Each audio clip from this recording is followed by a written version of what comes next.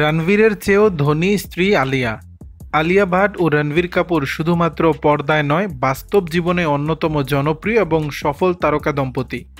অভিনয়ে সাফল্যের পাশাপাশি তাদের আয়ের পরিমাণে অবাক করার মতো। একাধিক সুপারহিট সিনেমা, ব্র্যান্ড এন্ডোর্সমেন্ট ও ব্যবসায়িক বিনিয়োগের মাধ্যমে তারা নিজেদের বলিউডের অন্যতম ধনী দম্পতি হিসেবে প্রতিষ্ঠিত করেছে।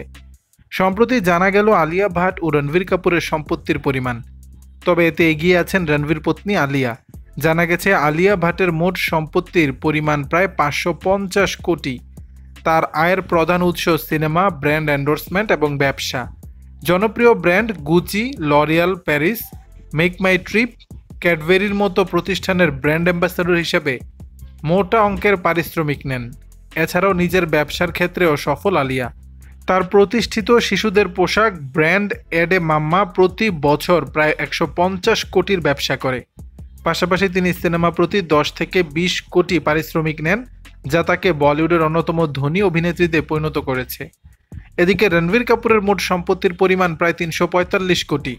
সিনেমা প্রতি তিনি 50 কোটি পর্যন্ত পারিশ্রমিক নেন, যার মাধ্যমে বলিউডের শীর্ষ পারিশ্রমিকপ্রাপ্ত অভিনেতাদের তালিকায় জায়গা করে নিয়েছেন। শুধু অভিনয় নয়, বিভিন্ন বিনিয়োগ ও ব্র্যান্ড এন্ডোর্সমেন্ট থেকেও বিশাল অঙ্কের আয় করেন তিনি। মিউজিক স্ট্রিমিং প্ল্যাটফর্মে বিনিয়োগও করেছেন। পাশাপাশি মুম্বাই সিটি এফসি ফুটবল দলের সহ মালিকও তিনি। এই তারকা দম্পতির কাছে রয়েছে একাধিক বিলাসবহুল বাড়ি ও সম্পত্তি। মুম্বাইয়ের পালি হিলে তাদের 35 কোটি মূল্যের একটি বাড়ি রয়েছে, যেখানে তারা বিয়ের আগে দীর্ঘ 5 বছর একসঙ্গে থেকেছেন। এছাড়া রণবীরের পুনেতে একটি 13 কোটি মূল্যের বিলাসবহুল অ্যাপার্টমেন্ট রয়েছে। গাড়ির প্রতি ভালোবাসা থেকেও তারা পিছিয়ে নেই। রণবীরের সংগ্রহে রয়েছে Land Rover, Audi R8, Mercedes বেঞ্জের মতো একাধিক দামি গাড়ি। তবে এই পাওয়ার কাপলের মোট সম্পত্তির পরিমাণ 895 কোটি, যা প্রায় 1000 কোটির কাছাকাছি। শুধুমাত্র অভিনয় নয়, বিনিয়োগ ও ব্যবসায়িক বুদ্ধিমত্তার মাধ্যমেও তারা নিজেদের বলিউডের অন্যতম ধনী তারকা দম্পতি হিসেবে প্রতিষ্ঠিত করেছেন।